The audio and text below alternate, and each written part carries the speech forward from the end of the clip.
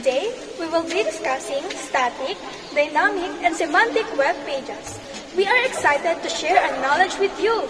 So, to get started, our lesson objectives for today would be number 1, compare and contrast the difference between online platforms, sites, and content. Next, understand the feature of Web 2.0, and last, understand the feature of the World Wide Web through Web 3.0.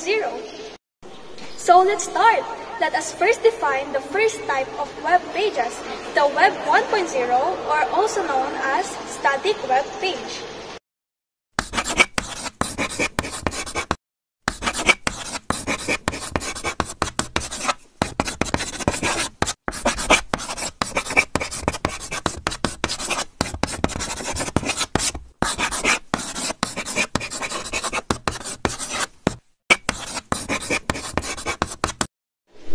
So from that, what are the static web pages? Simply put, they are web pages that don't change content unless the owner manually updates them.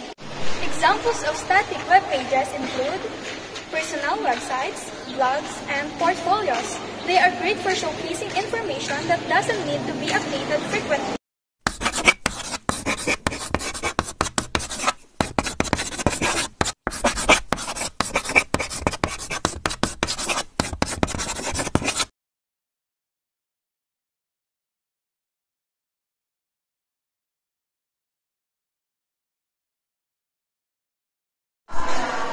When we say dynamic web pages, these are web pages that can change content automatically based on user interactions or other factors.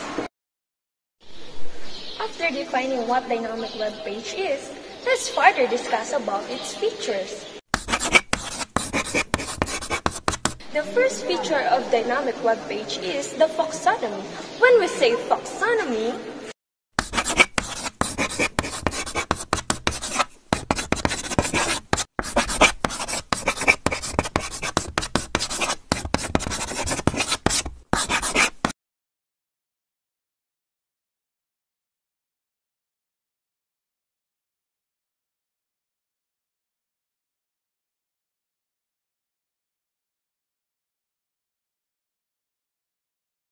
again, when we say taxonomy, it is a system, classification, and organization using user-generated tags and keywords. Next, the rich user experience.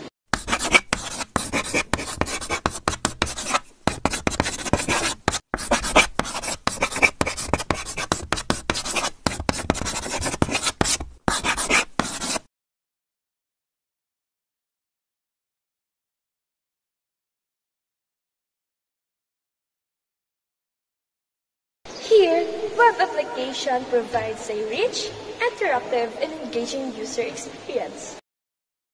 Next, user participation.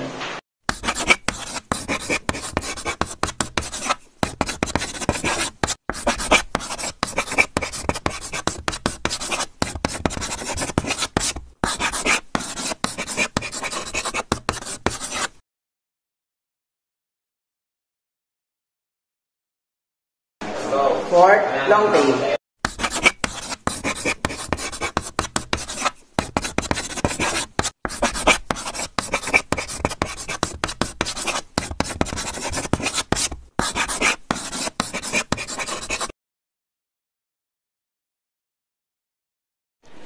Let's proceed to the next feature, software as a service.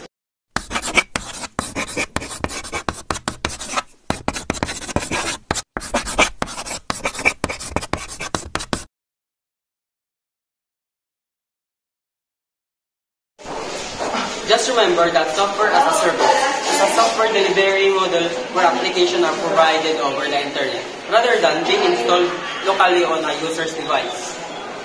Lastly, the mass participation.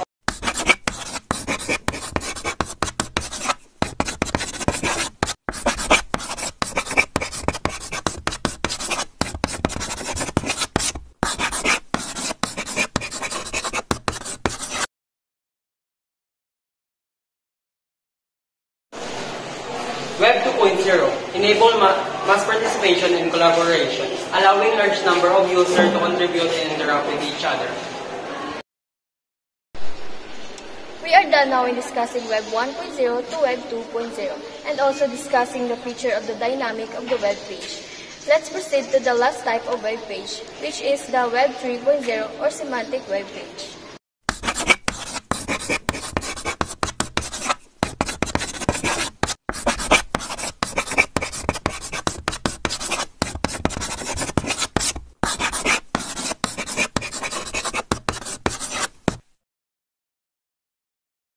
Overall, the semantic web page is a type of web page that uses advanced technologies like artificial intelligence or machine reading to provide more meaningful and relevant contents to the users.